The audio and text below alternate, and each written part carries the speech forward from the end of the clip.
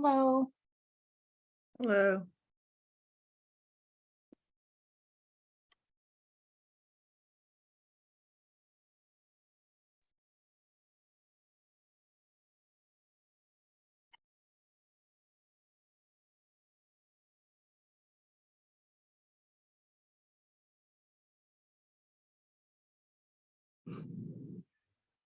This meeting is being recorded. Hi, Hi, David. David. Hello there. How is everybody doing? Happy New Year. Thank Happy you. New Year. So I'm going to call the January 10th, 2023 meeting of the Southborough Youth Commission to order at 7:07 p.m. First is a review of the minutes from the December 20th meeting. Are there any comments on that?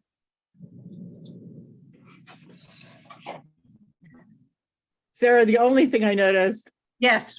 I don't think it's worth amending, but I think the word was something like emendations or something like that. Yeah, maybe I made that up. That might be a made up word. I'm not sure. I don't know. It seems like a Marguerite kind of word, but is emendation a word? How did you spell it? It's an amend with Asian in it.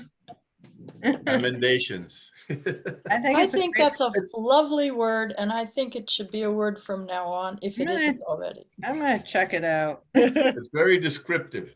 Yes. Let's see. I probably I just have one other. Emendations is a word. E-M. Okay. So you're golden, man. That's like fine. You're it all is. set It's a then. word. Great, It's terrific. Sorry I the said it. act or practice of amending or an alteration to correct or improve. Very nice. I Uh-huh. learned a new word today. We all learned something today. Yes. All right. Did anyone have any additional comments?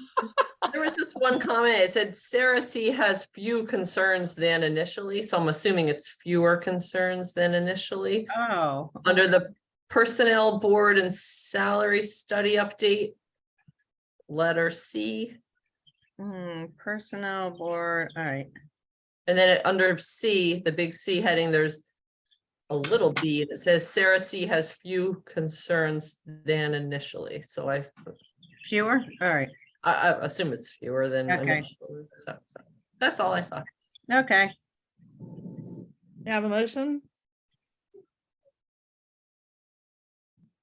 I move to accept the minutes Do you want to say as amended or, or as amended. okay. Second, Second, roll call vote, Marguerite Landry. I'm going to abstain because I wasn't here. All That's right, okay. sure. Susan Byer, Yes, I. Karen Ingram, Aye. Sarah Micas, Aye. David Joyner, aye. and Lauren Ritchie. Aye. So Sarah Cassell for the director's report. Yes. Am I unmuted? Yes. Yes. Okay, thank you. I don't have you in front of me at the moment. I'm looking at the director's report.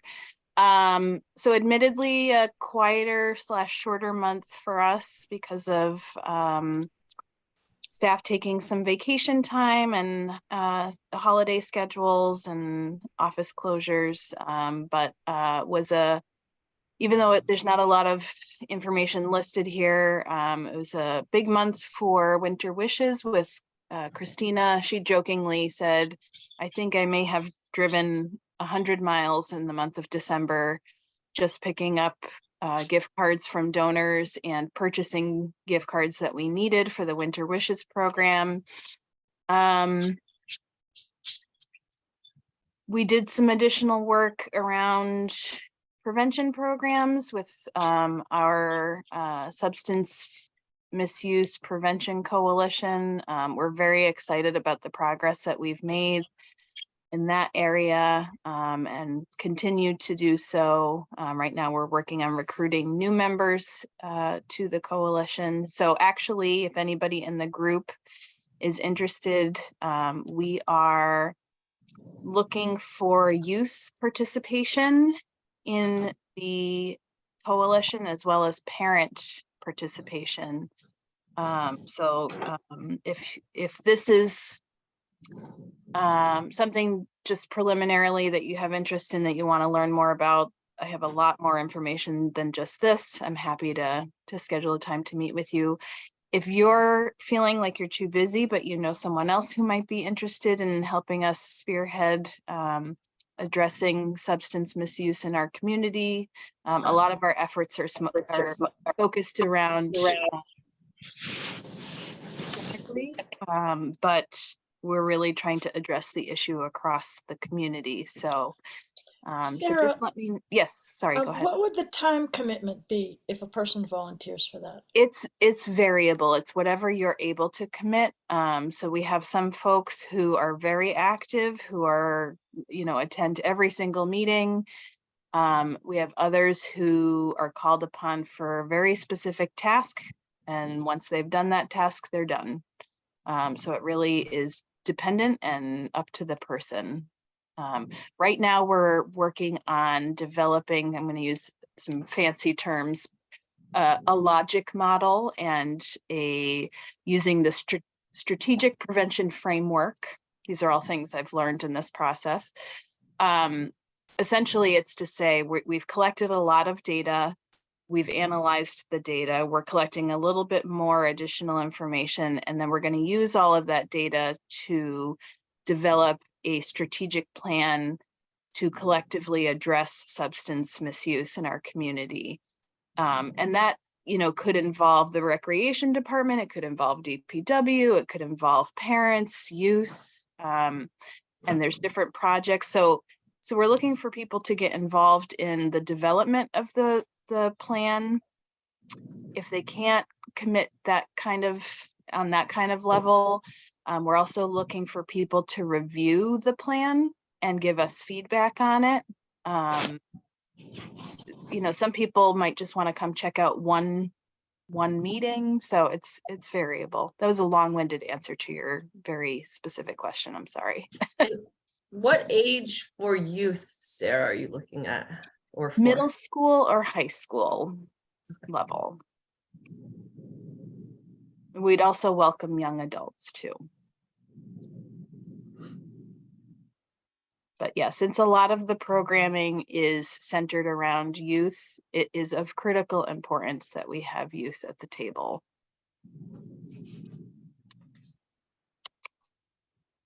So, let's see, what else can I tell you?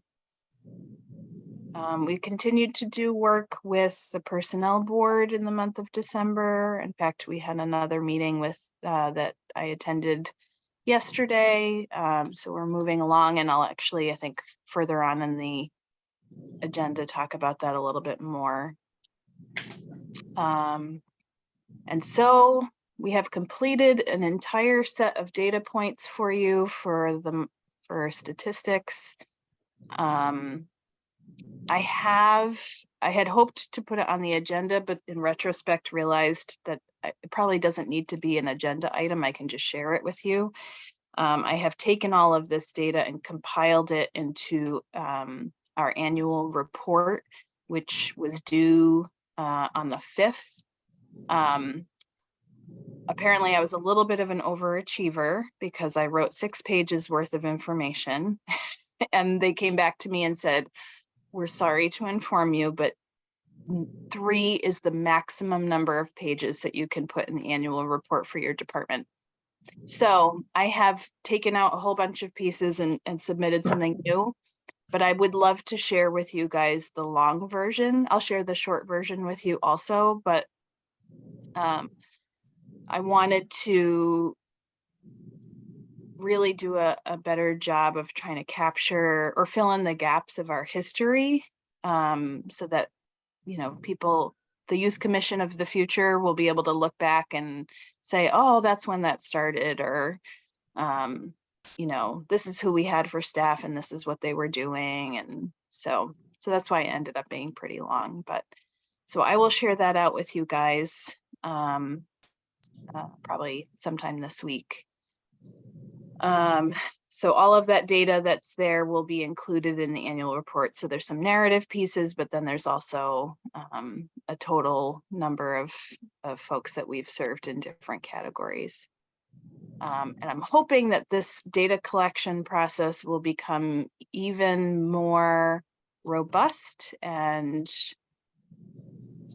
more thorough and comprehensive as we move forward, hopefully with new software in FY24.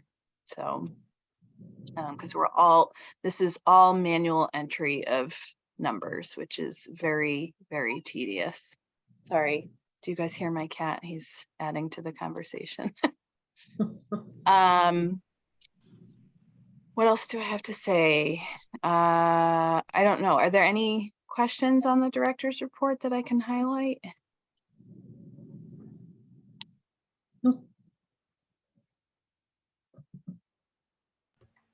Your cat seems bored, just yawned. Yeah, I'm sorry. All right, Sarah, would you like to move into the budget update? Sure. So what do I need to tell you about the budget? So let me just pull this up here. So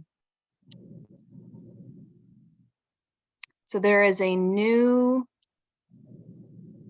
budget submitted, not by me, but sort of a budget update that was given back to me, which relates to the personnel board salary study. So essentially what keeps changing is that our salaries are increasing some based off of the decisions that have been made through the personnel board. So this budget was sent to me from the town treasurer, Mr. Ballantyne, and it's just an update. So there's still some extra funds that are going to be paid towards our salaries, but those are going to be included in a different budget.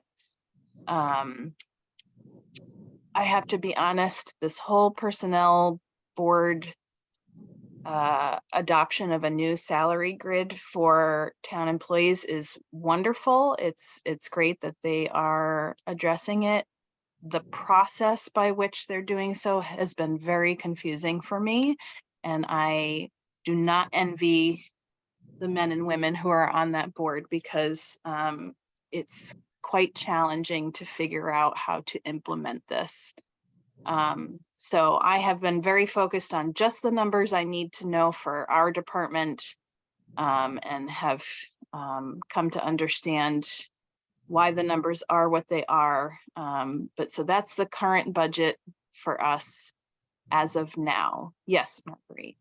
Okay, this is just a piece of budget trivia, Yes. but it is my understanding that by law, every 5 years, every town has to hire a consultant to look and see if everybody's being paid appropriately to Mhm. what their tasks are. And so I think it won't be as complicated because they're changing the system, because it had grades and numbers, and somebody could be doing stuff that was in a different grade from what they were doing. And Mhm. I think it'll be simplified, but it's something I think that the department can expect to have happen every Yes. 5 years, but not so It's complicated. actually Southborough does it every 4 years. Mhm. Yes. Yes. So that's just a thing there anyway. Yep. Yep. Okay, I'm going on mute again. I am just stating I am not a numbers person whatsoever, and math makes me very overwhelmed. So hearing them talk about numbers and what it's going to cost and how, and I at this point just make sure that I'm advocating for the needs of the employees and understanding what's happening for us. So that is the current budget. The only other update I'll share is that some of you might be familiar that typically when the select board or the advisory committee wants to meet with a department head to discuss their budget, they invite them to come to a meeting and we go and we present the information. They ask their questions. We usually provide handouts. This year, what they've decided to do is instead of having multiple meetings over the course of several weeks in the evening, they're having a marathon meeting. I really feel for these people. On the 28th of January, the select board and the advisory committee and the finance team are all going to sit down for an entire day of budget reviews. And so department heads that they would like to talk to have been slated to come at a specific time frame to talk about their budget. So it's sounds like a very, they were looking for efficiency and a way to get everybody there at the same time. So they have asked to speak to me, although I do have a meeting scheduled with the chair and our liaison on the advisory committee on Thursday, just to sort of, I guess, prime them on what's in our budget request. So that's happening on the 28th. Let me look up the specifics as to exactly what time we are scheduled to go. Let's see. So we're scheduled to go during the 3 o'clock hour, and I don't expect that we'll be there. I know that there's other groups scheduled after me around 4, maybe even a little earlier than that. I feel as though I have a good handle on it, but if any board member, we can't have a quorum, or we could post a meeting, but if anybody wanted to come, you're welcome to, but there's nothing super complicated in the budget request, so I'm not sure if that's needed. I have asked a member of Municipal Technology Committee to attend because the majority of what we're asking for this year that's new is software. And not being an IT person myself, I anticipate I might be asked questions that I can't necessarily answer about security and things of that nature. So I had originally asked them to write a memo for me to include with my packet of information, but they have actually decided to attend during the time that I'm supposed to be there so that they can answer questions. So Sarah, as I recall, that was a sizable chunk of money you were asking for that software. Was that like 13,000 or something? No. Here I can share. Can I share my screen? Hold on, let me see. It's in your packet. But what we had for this year for software was 1,700, and what we're asking for is 7,300. So it's a difference of like I said, I'm not good at math. Who can do the math in their head? It's an increase of 5,300, something like that, 5,000. However, I am still having conversations with Municipal Technology about one software option, and the outcome of that discussion may or is likely to actually decrease that line item. So we're hoping to do our due diligence before that meeting on the 28th so that I can change that number. It would actually be $2,000 less. Part of me wants to say it wouldn't hurt to have supporting people, because we've gone to the townhouse before and somehow like somehow having additional voices helped, but I could be wrong. And the other part is, even if the finance people don't allow it, we could always go before town meeting and ask for it anyway. But I'm just, where is it being held? I think I actually have because I think, I don't know, somehow I just think support is not a bad Hearing room thing. at I don't town know. hall. It's at town hall upstairs in the hearing room, And it is on the 20. 28th. Yep. It's Saturday, the 28th, right? Yep. All right. And Yep. what time is it going to be? Our department has been scheduled to go, I believe it's technically speaking 3:15, but I've just decided I'm gonna arrive probably Mhm. 2:30, something like that. Okay. But I put it on my calendar for 3 o'clock. And it's 45 minutes, right? I believe so. Okay. So Yep. 3:15 to 4. I may just be sort of there, just in case. I don't know, because I don't know. I just feel like sometimes an additional. I'm totally fine with that. Okay, if that's all right. It can't, it can only help. Okay. I appreciate the offer and your offering of your time, and very happy to have you there. If that's okay, yeah. Yeah. I mean, if it isn't, just call me off camera and tell me not to come.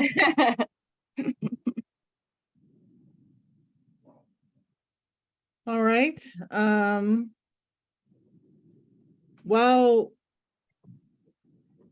this is related, but the personnel board salary study update on the business admin one and ARPA clinician job Yeah. descriptions that were included in the packet. Yep. Just trying to scroll down. So as of yesterday, so just so you're aware, the Collins Center, who is the consultant that the personnel board hired for this round of salary study, had recommended that Christina's position be reclassified from administrative assistant to business administrator 1. I don't know what the number 1 means, but that is what she's being reclassified to. So over the month of December, we worked on reviewing that job description to ensure it's in line with what she does. It's very similar to the administrative assistant, but just enhanced in some ways. And we added an addendum to the job description, which is kind of, I think, with the direction that the town is going in. Instead of having these very specific different job descriptions, or having one cookie cutter job description that everybody has to fit into, they're having one sort of uniform job description, and then the department will write an addendum to go along with it to signify how that person's job is different for their department. So you can see there's a draft in the packet of the business administrator 1 job description for our department. And as of yesterday, the personnel board approved that job description as it was written. They did say that some folks might have to go back to their appointing authority for review of this. I had shared this in a previous meeting packet, but they, I think they appreciated that some folks in the room hadn't had a chance to meet with their board or committee to share the job description, as the personnel board is under a particular timeline to get this done in time for the budget. But they said if there's any additional edits that need to be made, then we would just need to bring it back to the personnel board for another review and approval. So I don't know if anybody has thoughts, edits, or anything like that that they would want to make. I just had one really simple question on the ARPA job description, ARPA clinician job description. I noticed that there was a requirement for a driver's license, but I didn't see anything mentioned about owning a car or getting around or something like that. What's how does that work? I think that's very common for a lot of our job descriptions to say that and that's really just talking about, does your position have any certifications or licenses or anything like that that are required. So I think that's why that's mentioned there, because we do need to drive around some, and why I don't think it mentions having means. It's just stating that you have to have a valid license. So that's my best guess at answering that question. Okay. Before I talk a little bit more about the ARPA position, were there any thoughts about the business administrator job description? You guys feel happy with it, how it's written?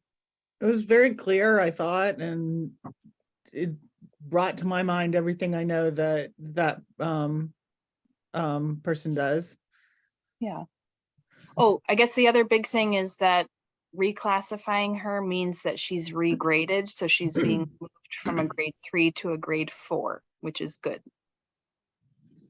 Did Which she is get a why- raise? Yes. Oh, which is good. why- Okay. Yes, which is why I think that they wanted to reclassify her.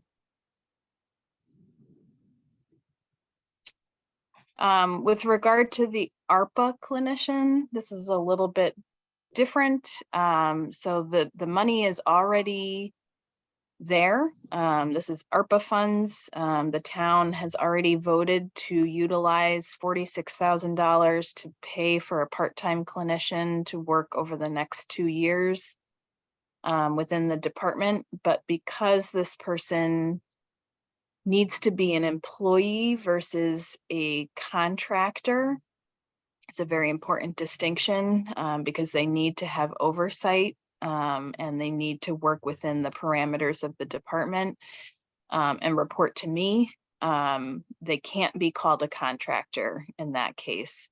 And because they're called an employee, they need to be included in the salary administration plan, even though they're not being paid through the town's operating budget. So even though the money's there, we can't move forward. We can't just hire somebody or post the position. So the job description needs to be reviewed by the personnel board, and they need to be placed within the salary administration plan grid that was just newly adopted. And so that's the next thing that I need to work on with the personnel board. I just emailed them about this again today. We need to make sure that this gets reviewed and put into the grid soon so that it can be included in the SAP that will be voted on at this upcoming town meeting. So that's the next thing that I need to do with them. And then after that, I will be coming back to them with asking for a review of the job descriptions for myself, for Megan, and for Shannon, because there's some changes that need to be made to those. But those don't have any budget implications, so they're not as time sensitive.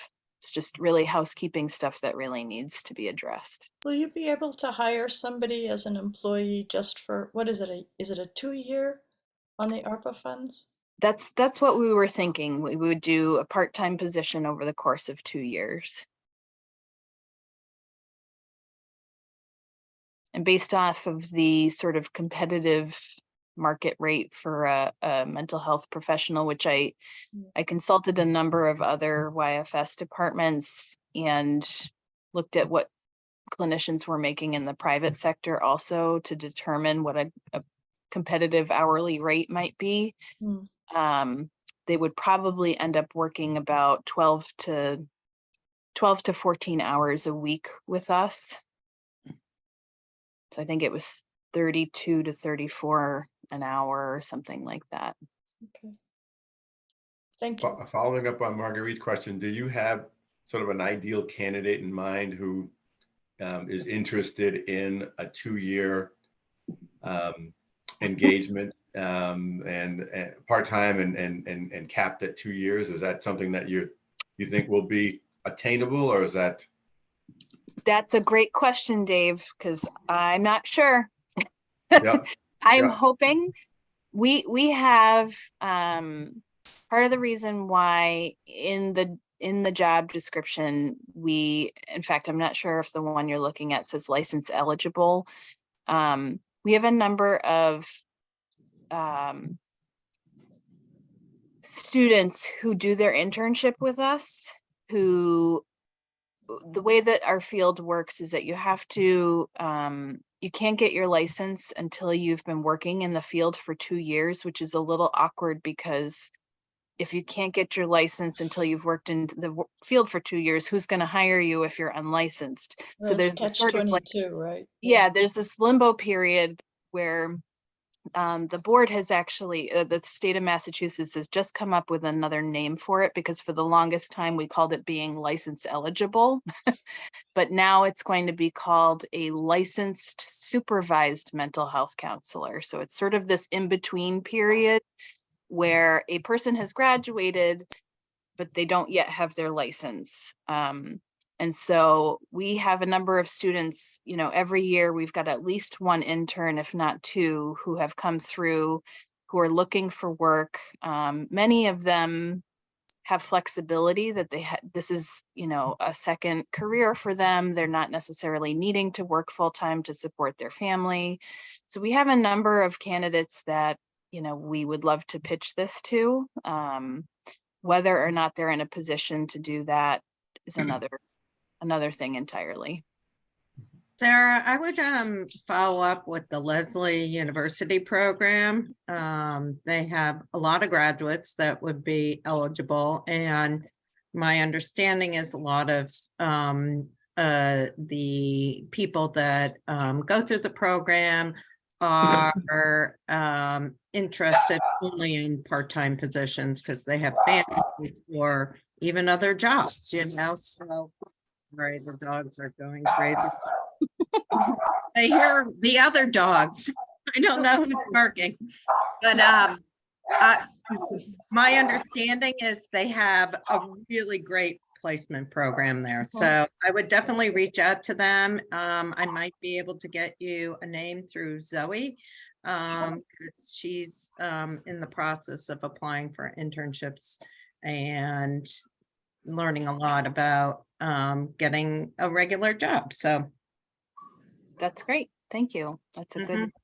yeah, she might know specifically somebody who might be interested. So I don't know how much experience you want, but I think the program is strong and they do their 2 years of internship, and a lot of them are being placed in youth and family services programs throughout the state. So That's great. yeah. Yeah, so that, I think, Dave, what you're pointing out is probably the biggest obstacle we have is, you know, like every other field, there's a shortage of employees. And so it's wonderful that we have these funds earmarked for this and that we're going through this long process to get it to a place where we can actually post it. That will be the hardest part, is finding somebody who's interested, who's a good fit. Are the funds time bound? In other words, if you have difficulty finding someone, is there a time period with which you have to spend those funds? Yes, I believe it's 2020. Marguerite, you shook your head as if you knew right away.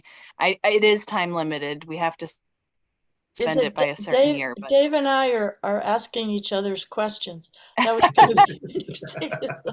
I have that information written down somewhere. I'm trying to remember. It is the town is obligated to identify how the funds are going to be spent by a certain time, and then they have to actually expend the funds by a certain time.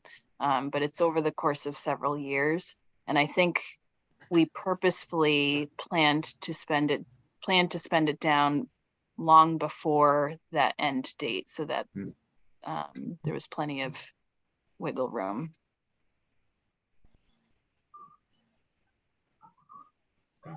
But yeah, we would have, you know, had it not been for needing to get this in the SAP, we would have been able to move on this much faster. So, but that's. So I'm not clear. So they hire a consultant to do the, I don't know, they hire a consultant to do the salary thing, but we can't hire a consultant to do therapy? It's not the person has to report to me. Uh-huh, okay. I can't hire somebody to do something like therapy without having oversight on the work Okay. that they're doing.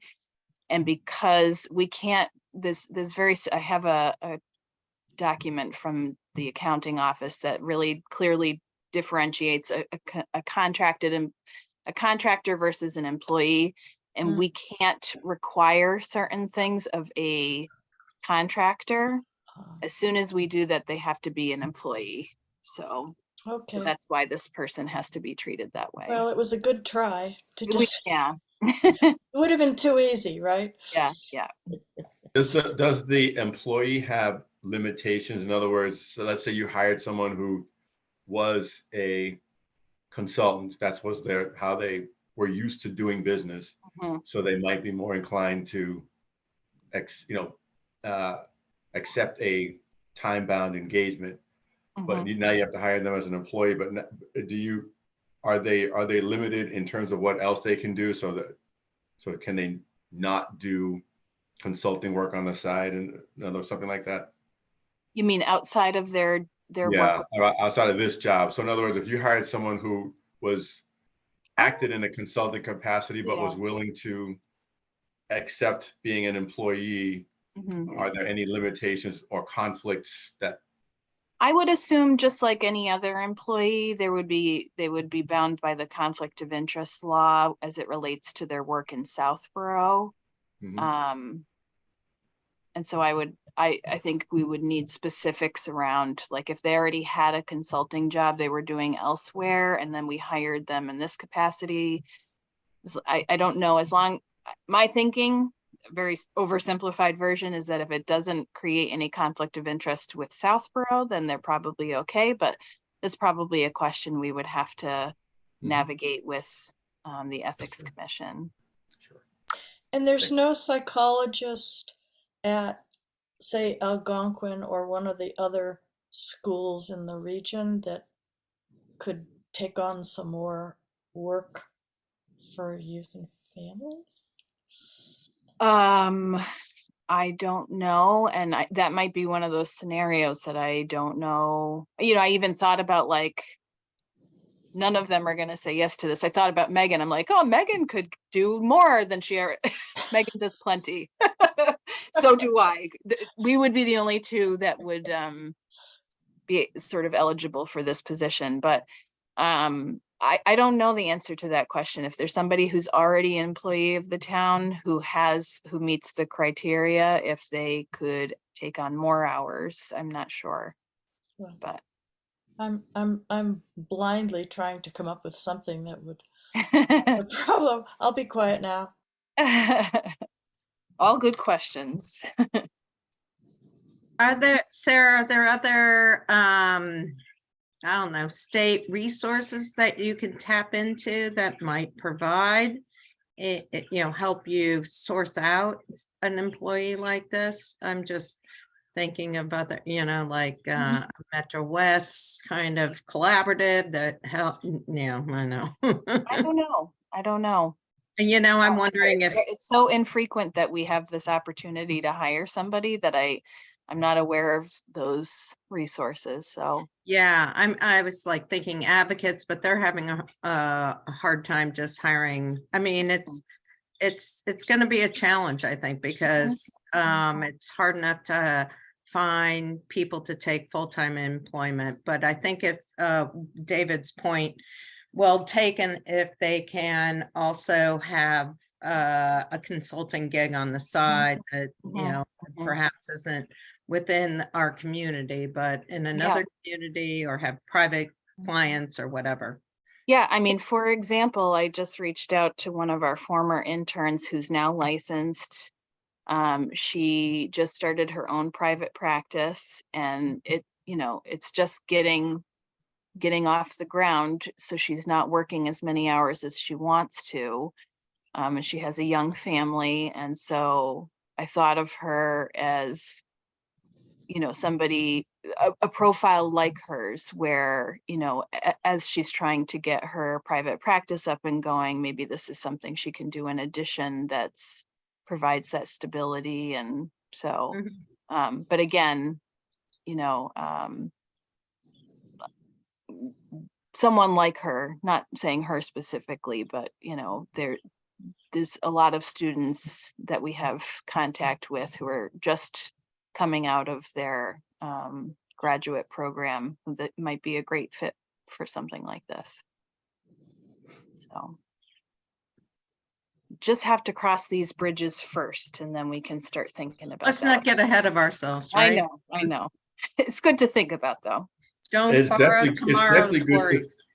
it's definitely good to think about it, because what you're agreeing to now is the framework that you have to work with to find someone. So it's Mhm. good to suss it out and go, all right, if with these limitations, Mhm. who could we find that could do this in Mhm. this time period? So it Mhm. definitely doesn't hurt to think about it. Right. Right. Any other comments? Tater Tot has a question. That's not mine. I don't know where that's coming from. I'm surprised. I'm sorry, I have a creature in my backyard that the dog is barking at, so, Oh, you have a dog barking too? yes. I have a Oh. raccoon out in the backyard. and Oh, she's nice. got- She thinks she's gonna rip it to shreds, so. So Sarah, can we talk about Mental Health Awareness Month update? Yes, I think the only big update that I have for you guys is that we are very graciously and happily accepting a grant from the Southborough Cultural Arts Council. This was not a grant that we had been actively pursuing, but they reached out to us to let us know of the opportunity, and then our wheels started turning, and we reached out to an old friend. I don't know if anybody remembers Kim Welch. She is an art therapist who had previously done a workshop at the middle school level called Mindful Art. We had received a grant several years ago from the Southborough Community Fund to have Kim come do. It was a fantastic, I want to say it was a 12-week workshop with middle schoolers. And really, we also had a music therapist come as part of that same grant, but our goal was to try to provide some less traditional therapy for middle school students who maybe talk therapy wasn't necessarily their thing. So I had, not knowing Kim at the time, she came recommended from another colleague. We had hired Kim, and not knowing her, I decided to attend all of the mindful art workshops, and I wanted to be an art therapist after that. It was awesome. So we had her come back for one other event at some point, and when we heard about these funds, we thought maybe we could invite Kim to do something for Mental Health Awareness Month. And so we literally, it was the day before the application was due, we called Kim, and on the fly she whipped together this really awesome idea of doing a collaborative art project for the community, with the intention of displaying it at Celebrate Wellness at the end of the month. So we're still fine tuning the details, but it's going to be a one-time workshop that incorporates mindfulness and art. And I think it's a 2.5 or 3 hour workshop. The funding that the Cultural Arts Council is giving helps to cover the supplies that she's going to need, and Kim's time. And so we just found that out just before the holiday break that we had, those funds had been approved, which is great. And then they also, we put in a separate request for some supplies. Since at Celebrate Wellness, we typically do a community art show, and we have a lot of art that we're displaying. With that requires a lot of easels and 3M hooks and all sorts of other art hanging supplies. And so we included that as a separate request. I think it was for like $200 or something small. But they also approved the funding for that too, which is very helpful. So that's great. We're very thankful to the Cultural Arts Council for those funds and for the opportunity to work with Kim again. We don't really have anything new since the last time I talked to you. We are planning to have a Mental Health Awareness Month budget meeting. I think that's scheduled for next week or the week after to really try to fine tune or nail down what it is that we need to pay for. So we should have more information for you soon. Questions? Okay. Okay. Karen, are you able to give us a Friends update? I, Or well, should we I am, except my update is that we're having a meeting tomorrow, so the Okay. timing is not great. So I don't have any concrete updates other than we're still trying to move forward with these events, the, restaurant week.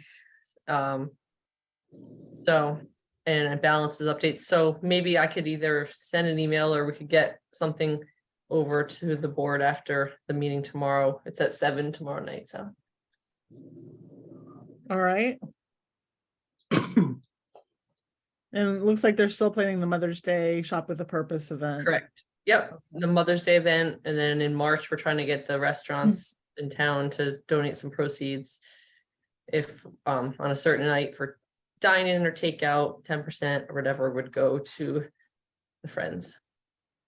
I'll just share, I'll add to what Karen's saying to say, Christina and I have a meeting with Kathy, Sue Budka, and Leslie on Thursday to sort of kick off, it's crazy to think, kick off camp scholarship season.